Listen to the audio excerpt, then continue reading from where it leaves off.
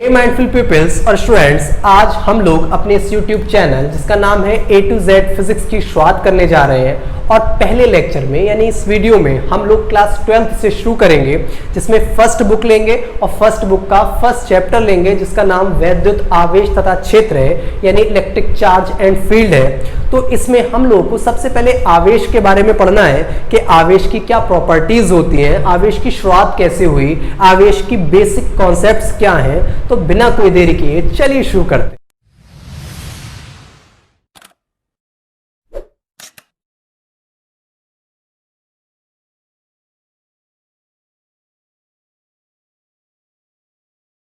तो हम लोग की पहली हेडिंग है जिसका नाम है आवेश यानी चार्ज। तो चार्ज कैसे समझना है मैं पहले आपको थोड़ा सा पुरानी बातें बता देता हूं कि समथिंग 600 ईसा पूर्व में एक आपके साइंटिस्ट थे जिनका नाम था थेल्स। थेल्स ने क्या किया, एक तरह के मटेरियल्स को दूसरे तरह के मटेरियल्स पर रब किया। कब? 600 ईसा पूर्व के समथिंग एक तरह के मटेरियल्स को दूसरी तरह पर मटेरियल्स पर रब करके देखा। तो जब रब करने का मतलब रगड़ कर देखा, तो उन मटेरियल्स में एक प्रॉपर्टी आ जा रही थी, क्या कि वो कागज के छोटे छोटे टुकड़ों या सूखे बालों को अपनी तरफ अट्रैक्ट कर रहे थे। फिर से सुन लीजिए, 600 ईसा पूर्व के समथिंग एक साइंटिस्ट थे थेल्स नाम के, जिन्होंने कुछ मटेरियल्स जो एक तरह के थे और कुछ मटेरियल्स जो दूसरी तरह के थे उन पर रब किया, रगड़ कर देखा। तो एक तरह के मटेरियल्स पर क्या हुआ कि कागज के छोटे छोटे टुकड़ों और बालों को वो अपनी तरफ अट्रैक्ट कर रहे थे। ठीक है, पर उस टाइम इन चीजों को थोड़ा डीपली नहीं लिया गया और फिर ये बात वहीं पर दब गई, वहीं पर खत्म हो गई। फिर क्या हुआ, लगभग 1600 साल के बाद यही वाले आपके जो एक्सपेरिमेंट थे वो फिर से आए और गिलबर्ट नाम के एक साइंटिस्ट थे, उन्होंने फिर से यही एक्सपेरिमेंट किया। तो उन्होंने अब की बार मटेरियल कौन से लिए थे, उन्होंने मटेरियल लिया आपकी अंबर। ओके, क्या लिया आपने? अंबर लिया। अंबर को उन्होंने ऊनी कपड़ों पर रब किया। ठीक है, अंबर नाम के मटेरियल को उन्होंने ऊनी कपड़ों पर रब किया। तो जो अंबर था वो बाद में वही कर रहा था जो कि थेल्स ने देखा था। क्या देखा था थेल्स ने? कि अंबर आपका छोटे छोटे कागज के टुकड़े और सूखे बालों को अपनी तरफ अट्रैक्ट कर रहा था। ये कब हुआ था? थेल्स ने भी यही करके देखा था, लेकिन अब की बार इन चीजों की जरूरत पड़ गई। वहां पर उन्होंने जो किया था उसको इतना सीरियसली नहीं लिया था, तो गिलबर्ट ने अंबर नाम के पदार्थ को किसके साथ रब किया? आपका ऊनी कपड़ों के साथ। ऊनी कपड़ों के साथ जब रब किया तो आपका कागज के छोटे छोटे टुकड़ों और सूखे बालों की तरफ अंबर को ले जाने के बाद वो उनकी तरफ अट्रैक्ट हो रहे थे। अब एक बात ये समझ लिए कि अंबर को ग्रीक लैंग्वेज में इलेक्ट्रॉन कहते हैं। ठीक है, क्या कहते हैं? इलेक्ट्रॉन। तो यहीं से आपकी एक थ्योरी स्टार्ट हो गई जिसे हम लोग इलेक्ट्रॉन के बेस पर इलेक्ट्रिसिटी कहते हैं। ठीक है, यानी वैद्युत की शुरुआत हो गई। फिर से सुन लीजिए, अंबर कोई आप लोग ग्रीक लैंग्वेज में इलेक्ट्रॉन कहते हैं। तो यहां पर जो कि आपका एक तरह के मटेरियल को दूसरे तरह के मटेरियल पर रगड़ने के बाद आपको जो थ्योरी मिल रही है, जैसे कि अंबर है, अंबर से हमने शुरुआत की थी, तो ऐसा कुछ ना कुछ हुआ था। ठीक है, और अंबर को क्या बोला जाता है ग्रीक लैंग्वेज में? इलेक्ट्रॉन। तो यहीं से एक थ्योरी की शुरुआत हुई जिसे वैद्युत कहते हैं, यानी इलेक्ट्रिक की शुरुआत हो गई। ठीक है, अब क्या समझना है, ऐसा हुआ क्यों?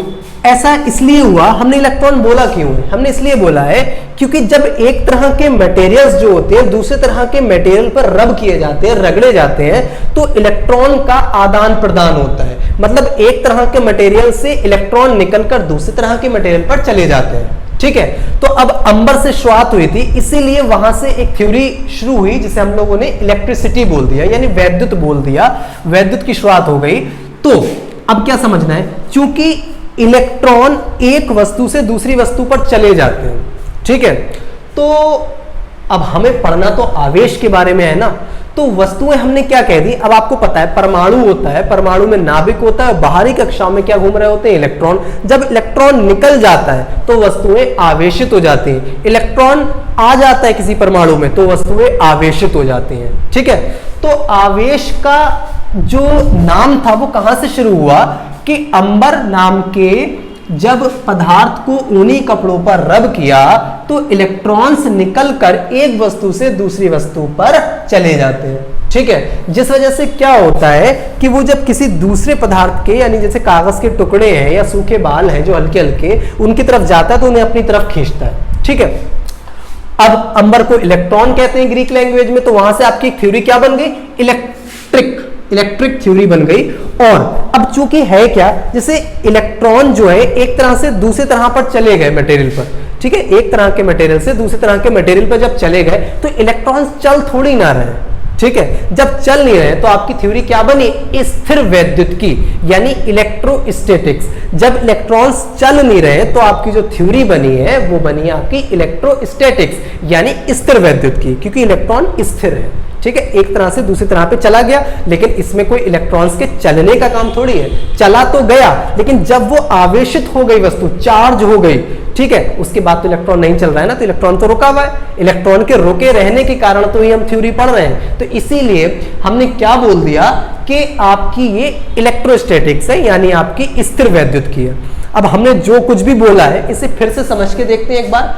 हमने हेडिंग डाली थी आवेश। ठीक है, हमने पढ़ा क्या कि जब अंबर नाम के पदार्थ को ऊनी कपड़ों पर रब किया तो इलेक्ट्रॉन्स का आदान प्रदान हुआ। जब आदान प्रदान हुआ, और हम जानते भी है कि अंबर को ग्रीक लैंग्वेज में इलेक्ट्रॉन कहते हैं। जब इलेक्ट्रॉन का आदान प्रदान हुआ तो क्या हुआ? वो वस्तुएं आपकी आवेशित हो गई यानी चार्ज हो गई, या फिर हम ये कहें कि उन वस्तुओं पर आवेश आ गया। ठीक है, इसी तरह से आपके कुछ एग्जाम्पल्स और भी हैं, जैसे कांच की छड़ लिया आपने, कांच की छड़ ली और उसे क्या किया? रेशम के साथ रगड़। ठीक है, कांच की छड़ को रेशम के साथ रगड़ दिया। ठीक है, तो इसमें क्या हुआ? कांच की छड़ को रेशम के साथ रगड़ने पर अब हम क्या करते हैं, एक्सपेरिमेंटली समझ के देखते हैं कि कांच की छड़ ली और रेशम लिया। जब रगड़ के देखा तो हम लोगों ने ये देखा कि इस कांच की छड़ को जब हम लेके जा रहे थे किसके पास? कागज के छोटे छोटे टुकड़ों के या सूखे बालों की तरफ लेके जा रहे थे, तो ये भी अट्रैक्ट कर रही थी। ठीक है, अच्छा, इसी तरह से एबोनाइट की छड़ ली हमने। किसकी छड़ ली? एबोनाइट की। एबोनाइट की छड़ ली, और एबोनाइट की छड़ आपकी किसके पास ले जाई गई? उसे रगड़ा गया आपका बिल्ली की खाल से। बिल्ली की खाल से रगड़ा गया। तो इसमें क्या हुआ? एबोनाइट की छड़ ली और आपकी बिल्ली की खाल ली। जब उस पर रगड़ा तो इस पर आपके कागज के छोटे छोटे टुकड़े और आपके सूखे बाल अट्रैक्ट हो रहे थे। अब भी कुछ है, तो अब हम क्या कहना चाहते हैं? हम ये कहना चाह रहे हैं कि ये कांच की छड़ है या फिर एबोनाइट की छड़ है या फिर अंबर है और ऊनी कपड़ों के साथ रगड़ा गया है, तो ये सारी चीजों में क्या हो रहा है कि इलेक्ट्रॉन एक तरह की वस्तु से दूसरी तरह की वस्तु पर चले जा रहे हैं। क्लियर है? ठीक है, और जब इलेक्ट्रॉन्स चले जा रहे हैं तो ये वस्तुएं सारी क्या हो जा रही है? आवेशित हो जा रही है, या फिर हम ये कह सकते हैं कि इन वस्तुओं पर आवेश आ जा रहा है। तो कहां से शुरुआत हुई आवेश की? वस्तुओं को आपस में रब करने के बाद। ठीक है, अच्छा, अब मैं आप लोगों को एक चीज ये समझा दूं कि आवेश कितने तरह का होता है। अब ये समझना भी जरूरी है। ठीक है, तो देखिए, जब कांच की छड़ को रेशम के साथ रगड़ा गया तो इलेक्ट्रॉन्स कांच की छड़ से निकलकर रेशम पर चले गए। तो इलेक्ट्रॉन्स निकले हैं, इसका मतलब इस पर कैसा आवेश आएगा? धनावेश आएगा। ठीक है, ओके। इसी तरह से जब एबोनाइट की छड़ को बिल्ली की खाल पर रगड़ा गया तो इसमें इलेक्ट्रॉन बिल्ली की खाल से एबोनाइट की छड़ पर आ गए, तो इस पर कैसा आवेश आएगा? नेगेटिव चार्ज आएगा। पर अभी हमें यह बात पता नहीं। ठीक है, अभी हमें यह बात पता नहीं है। तो इसे कैसे पता करा? ठीक है, आवेश आ गया इन छड़ों पर, कैसे पता करा? हमने कांच की दो छड़ें ली जिन्हें हमने रेशम पर रगड़कर देखा।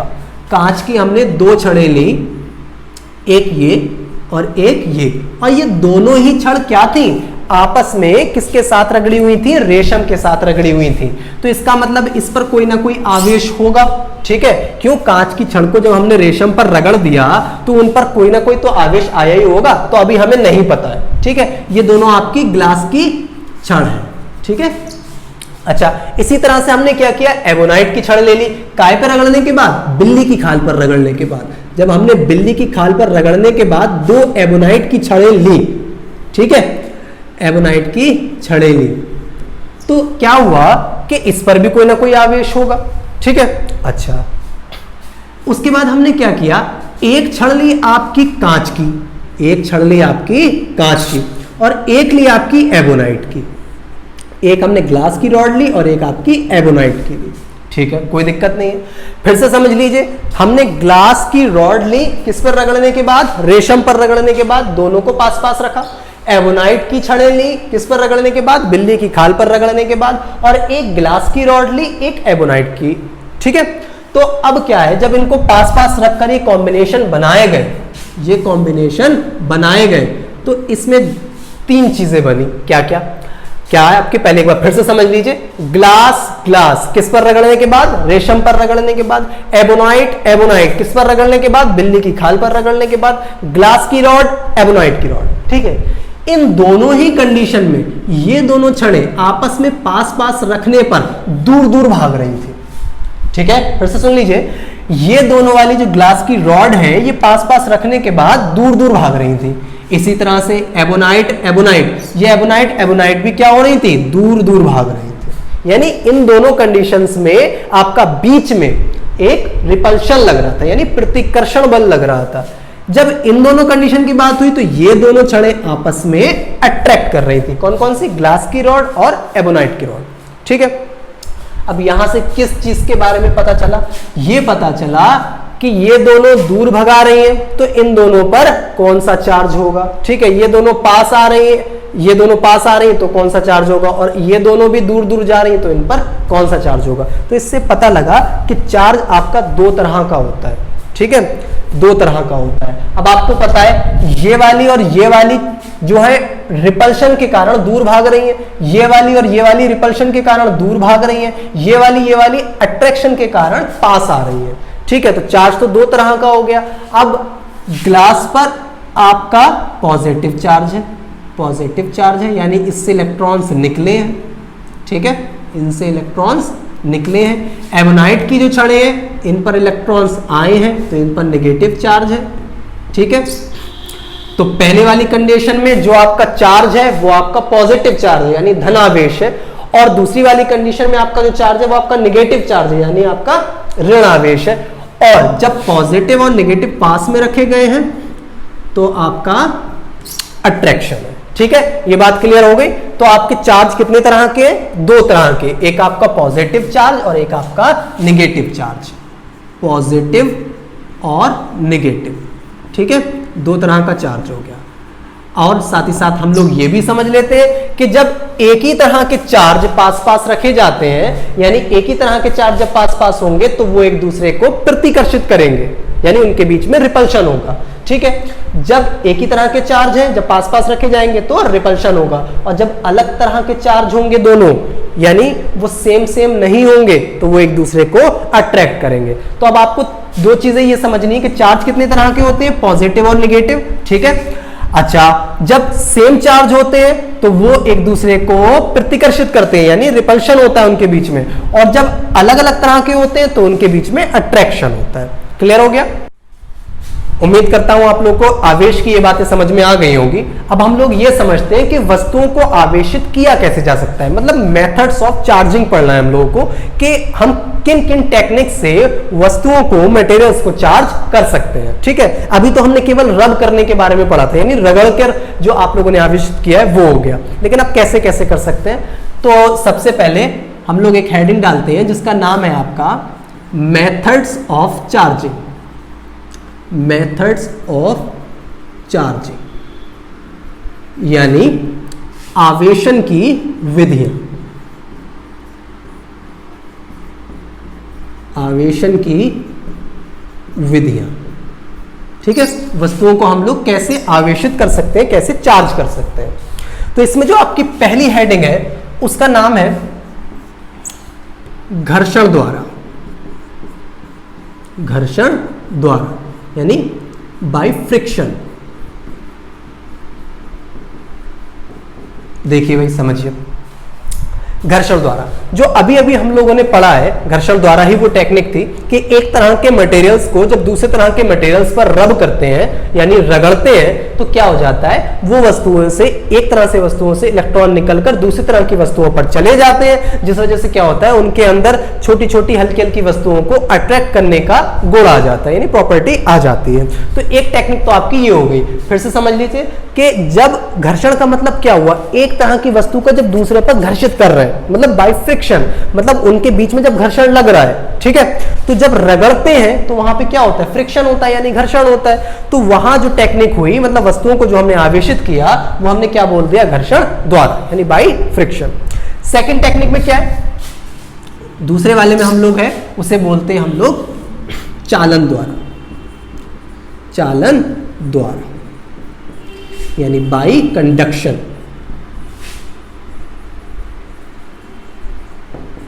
Okay, bye conduction. देखिए इसमें क्या है, इसमें हम लोग को क्या करना है कि हमने एक चार्ज वस्तु पहले से ही ले ली, मतलब हमारे पास एक वस्तु है जो कि चार्ज है ऑलरेडी, ठीक है। अब वो कैसी भी हो सकती है, वो धनावेशित भी हो सकती है और वो ऋणावेशित भी हो सकती है। तो मान लेते हैं कि ये आपकी धनावेशित है यानी पॉजिटिवली चार्ज है, ठीक है।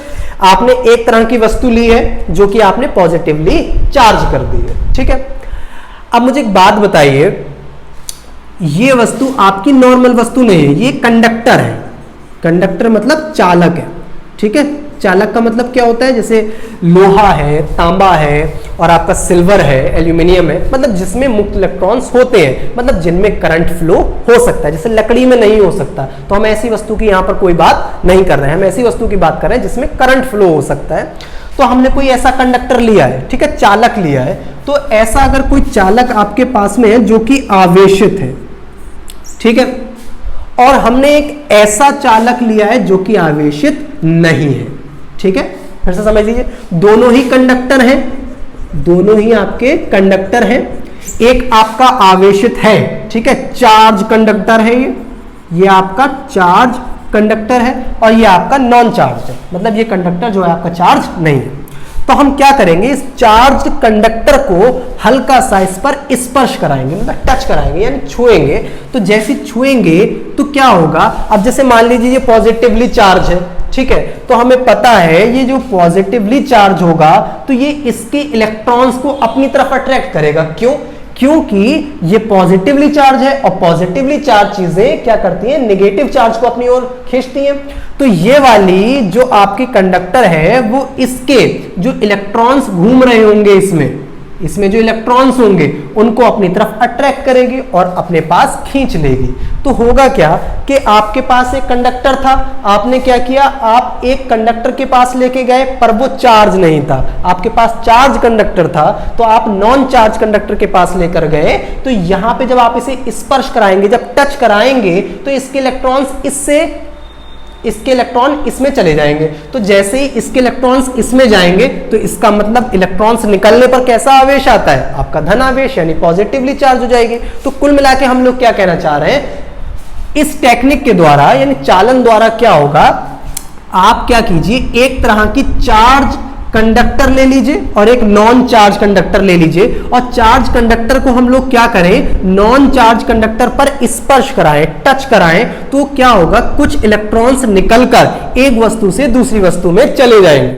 तो इस टेक्निक में हम लोग क्या कहना चाह रहे हैं चालन द्वारा में, कि एक तरह की जो वस्तु होगी आपकी जो कि पॉजिटिवली चार्ज है, और वो आपकी दूसरी वस्तु जो कि कंडक्टर तो है लेकिन वो चार्ज नहीं है, जब इस पर स्पर्श कराएंगे तो इलेक्ट्रॉन्स एक वस्तु से दूसरी वस्तु पर चले जाएंगे, तो दूसरी वस्तु भी आपकी क्या हो जाएगी, वो चार्ज हो जाएगी।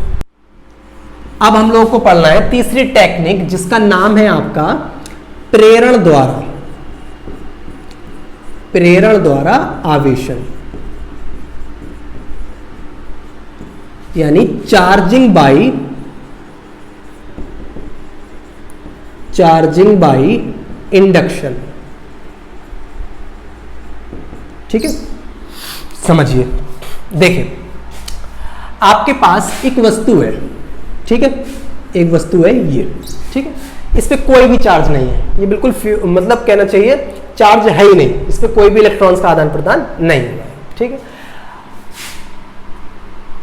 बिल्कुल चार्ज नहीं है। ओके, अब हम क्या करते हैं, इस वाली वस्तु को एक ऐसी जगह पर ले जाते हैं, या फिर हम ये कह दें कि हम इस वस्तु के पास में एक ऐसी चीज ले आते हैं जो कि आपकी पॉजिटिवली चार्ज है यानी धनावेशित है, पॉजिटिवली चार्ज है यानी धनावेशित है। ठीक, ओके, फिर से समझ लीजिए, हमारे पास एक उदासीन यानी कोई चार्ज नहीं है, एक ऐसी वस्तु रखी हुई है, ये बिल्कुल न्यूट्रल है, ठीक है, उदासीन है बिल्कुल, ये रखी हुई है। इसके पास में हम एक ऐसी वस्तु लेकर गए जो कि आपकी पॉजिटिवली चार्ज है।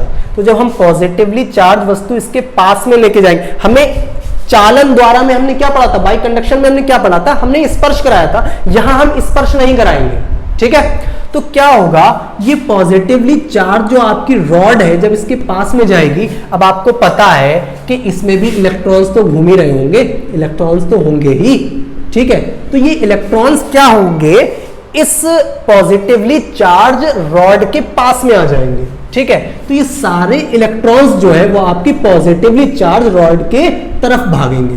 तो ये जो इलेक्ट्रॉन्स होंगे ये इसकी सरफेस की तरफ भागेंगे, ठीक है। क्लियर हो गया कि नहीं हुआ? फिर से सुन लीजिए, आपके पास एक न्यूट्रल वस्तु थी, वो रखी हुई थी, और आपने क्या किया, एक पॉजिटिवली चार्ज जो आपकी छड़ थी उसके पास में लेके गए, ठीक है। जब पास में लेके गए तो पॉजिटिव चार्ज तो आपका नेगेटिव चार्ज को ही अट्रैक्ट करेगा। जब वो अट्रैक्ट करेगा तो इसका मतलब इसके जो इलेक्ट्रॉन्स होंगे वो सारे के सारे सतह की तरफ को यानी सरफेस की तरफ भागेंगे, ठीक है। जब इधर को आएंगे तो इसका मतलब ये हुआ, जब इलेक्ट्रॉन्स इधर को आ रहे हैं तो रिपल्शन के कारण यानी प्रतिकर्षण के कारण जो धनात्मक चार्ज होगा यानी आपका पॉजिटिव चार्ज होगा वो दूसरी तरफ खिसक जाएगा। क्यों? क्योंकि इलेक्ट्रॉन्स आपके क्या है, आपके धनात्मक आवेश की तरफ भाग रहे हैं, तो प्रतिकर्षण के कारण धनात्मक चार्ज जो होगा वो आपका उस साइड भागेगा, है कि नहीं? ठीक है। अब हम क्या कर रहे हैं, इस वाली वस्तु को पृथ्वी से कनेक्ट कर दे रहे हैं, यानी अर्थ से कनेक्ट कर दे रहे हैं। किससे कनेक्ट कर दिया? अर्थ से। अब आपको पता है अर्थ की कोई सीमा तो है नहीं, बहुत बड़ी है अर्थ, तो अर्थ में तो बहुत बड़े इलेक्ट्रॉन्स मतलब बहुत बड़ी मात्रा में इलेक्ट्रॉन्स होंगे, ठीक है।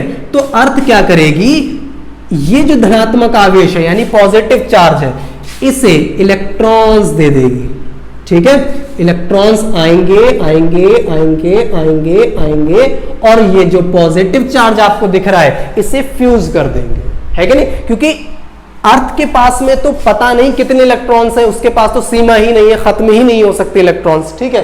तो अर्थ क्या करेगी, इलेक्ट्रॉन्स आकर इस नेगेटिव चार्ज, ये जो नेगेटिव चार्ज है ये पॉजिटिव चार्ज को खत्म कर देगा। तभी क्या होगा, सिर्फ और सिर्फ इस पर क्या बचेगा, इलेक्ट्रॉन्स बचेंगे।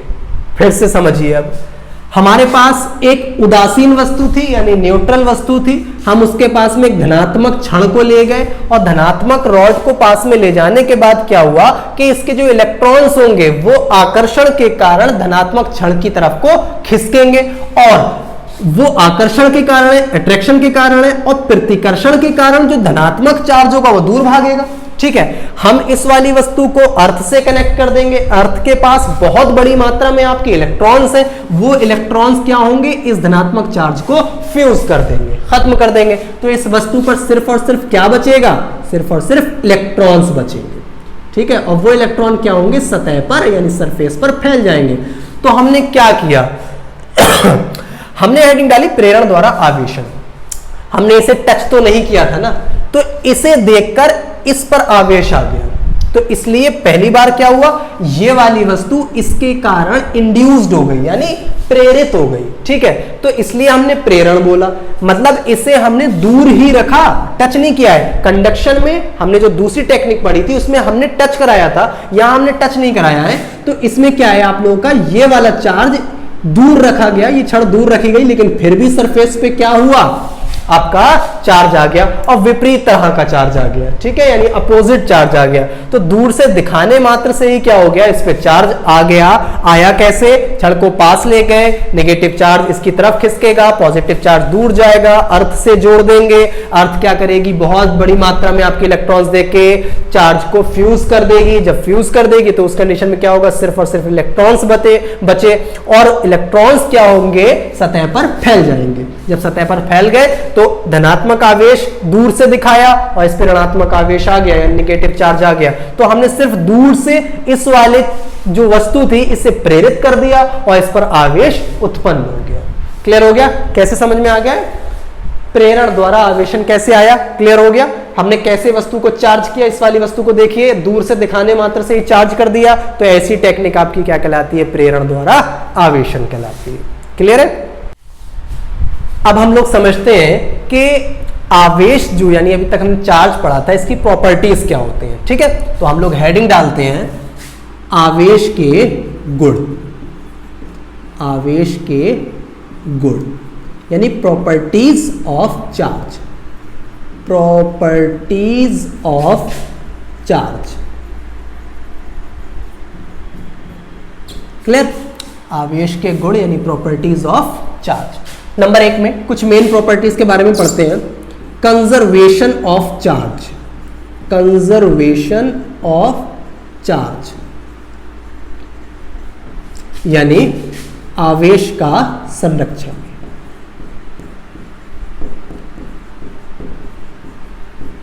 देखिए इसके बारे में समझिए।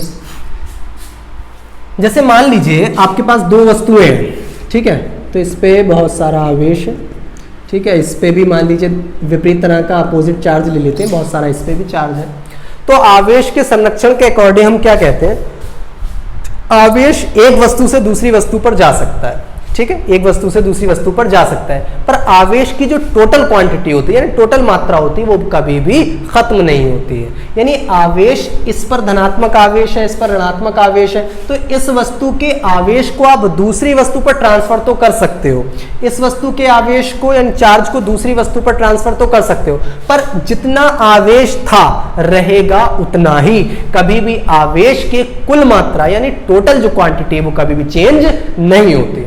ठीक है, तो बहुत बड़े से हमें ऐसे टॉपिक को नहीं समझना है क्योंकि बहुत ज्यादा पूछा भी नहीं जाता है। तो आप लोग क्या समझना है? कंजर्वेशन ऑफ चार्ज, आवेश का संरक्षण, यानी आवेश जितना था हमेशा उतना ही रहेगा, बस एक तरह से दूसरी तरह में ट्रांसफर किया जा सकता है, एक वस्तु से दूसरी वस्तु में भेजा जा सकता है, लेकिन चार्ज कभी टोटल मात्रा में कभी खत्म नहीं हो सकता, कम नहीं हो सकता। ठीक है, सेकंड समझिए, आवेश की योज्यता, यानी हम लोग इसे बोलते हैं एडिशन ऑफ चार्ज, यानी चार्ज कैसे जोड़ा जाता है, कैसे इसको लिखा जाता है। आवेश की योज्यता,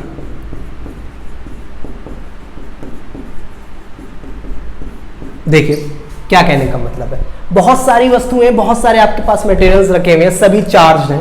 मान लेते हैं एक वस्तु पर चार्ज आपका कितना है? Q1 है, दूसरी पर Q2 है, तीसरी पर माइनस का Q3 है, चौथी पर माइनस का Q4 है, पांचवी पर आपका Q5 है। अच्छा एक बात समझिए, हम क्या कहना चाहते हैं?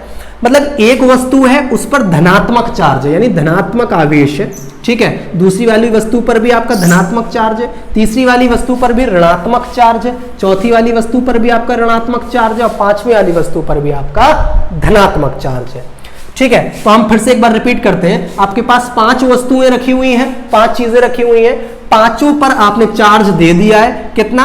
Q1, Q2, Q3, Q4, Q5। बस आपने क्या करा है? तीसरी तरह की वस्तु और चौथी तरह की जो वस्तु है उसे ऋणावेशित कर दिया है। वो आपका मन है, आप जिसे चाहे पॉजिटिवली चार्ज कर दें, जिसे चाहे नेगेटिवली चार्ज कर दें। तो आपने 1, 2 और 5 यानी 3 तरह की वस्तुओं पर धनावेश दे दिया है, पॉजिटिव चार्ज दे दिया है, और तीसरी और चौथी पर आपने ऋणावेश दे दिया है। ठीक है, तो हम ये कहना चाह रहे हैं कि इन वस्तुओं पर कुल चार्ज कितना है, टोटल चार्ज कितना है। तो हम पता है क्या कहेंगे?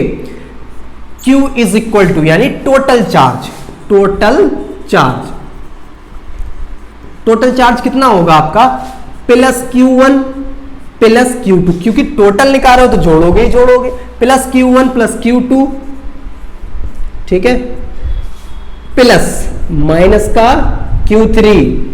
समझ गए ना? हम जोड़ भले ही रहे हैं, हम जोड़ भले ही रहे हैं, लेकिन जो जैसा है वो वैसा ही लिखा जाएगा। हालांकि हमें यह भी पता है कि जो पॉजिटिव चार्ज होता है उसके आगे निशान लगाने की हमें कोई जरूरत नहीं है, ये पॉजिटिव ये साइन बनाने की हमें कोई जरूरत नहीं है, लेकिन नेगेटिव के आगे तो आपको बनाना पड़ेगा। ठीक है, प्लस माइनस का Q4 प्लस Q5, ठीक है, तो आप चाहें तो ये पॉजिटिव वाला साइन हटा सकते हो।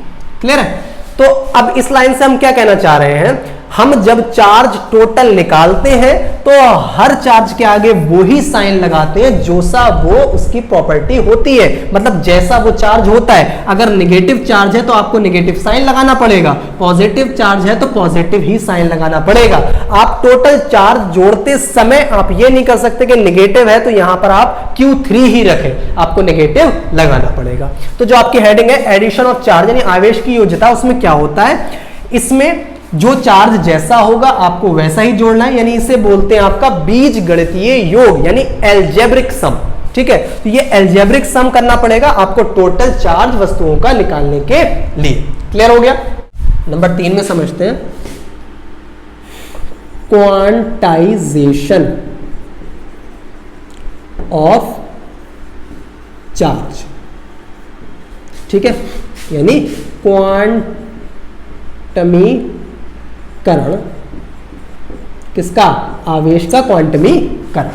ओके, वो लिख नहीं रहा हूं, आवेश का क्वांटमीकरण।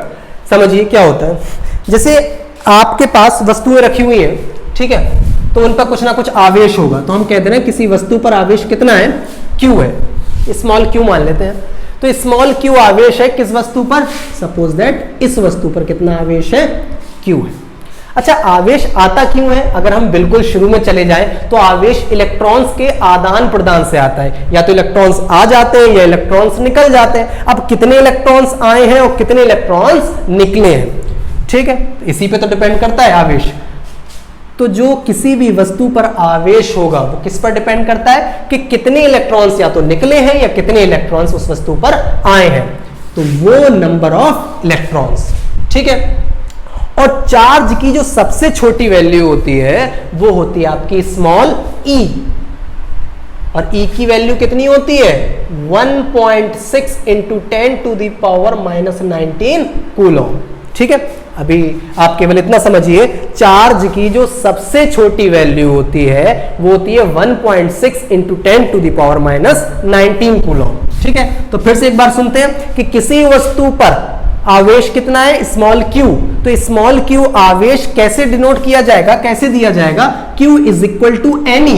और Ne का मतलब ये हो गया, उसमें जो n है वो ये है कि अगर धनावेश है तो इलेक्ट्रॉन्स जो निकल गए होंगे, तो कितने इलेक्ट्रॉन्स निकल गए, अगर ऋणावेश है तो कितने इलेक्ट्रॉन्स उस पर आए हैं। ठीक है, तो वो नंबर ऑफ इलेक्ट्रॉन्स है कि कितने इलेक्ट्रॉन एक या तो आए हैं या फिर निकले हैं, तो वो n हो गया। और E क्या होता है, आवेश का सबसे छोटा मान, यानी आवेश का सबसे छोटा मान 1.6 × 10⁻⁻19 कूलम होता है। तो किसी भी वस्तु पर जो आवेश होगा वो इसी फॉर्म में होगा।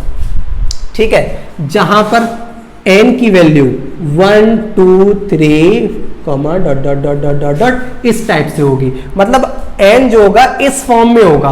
कभी भी आवेश की वैल्यू ऐसी नहीं हो सकती 2.5 e, मतलब 2.5 e, ऐसा कभी नहीं होगा। ठीक है, n की वैल्यू, क्योंकि m तो नंबर ऑफ इलेक्ट्रॉन है ना, और नंबर ऑफ इलेक्ट्रॉन मतलब इलेक्ट्रॉनों की संख्या तो आपकी 1 2 3 4 5 करके ही होगी, कभी 1.5 इलेक्ट्रॉन नहीं होगा, 2 होगा या 1 होगा। ठीक है, तो चार्ज की वैल्यू कभी भी आपकी इस तरह की नहीं हो सकती, आपकी चार्ज की वैल्यू कभी ऐसी नहीं हो सकती 5/3e।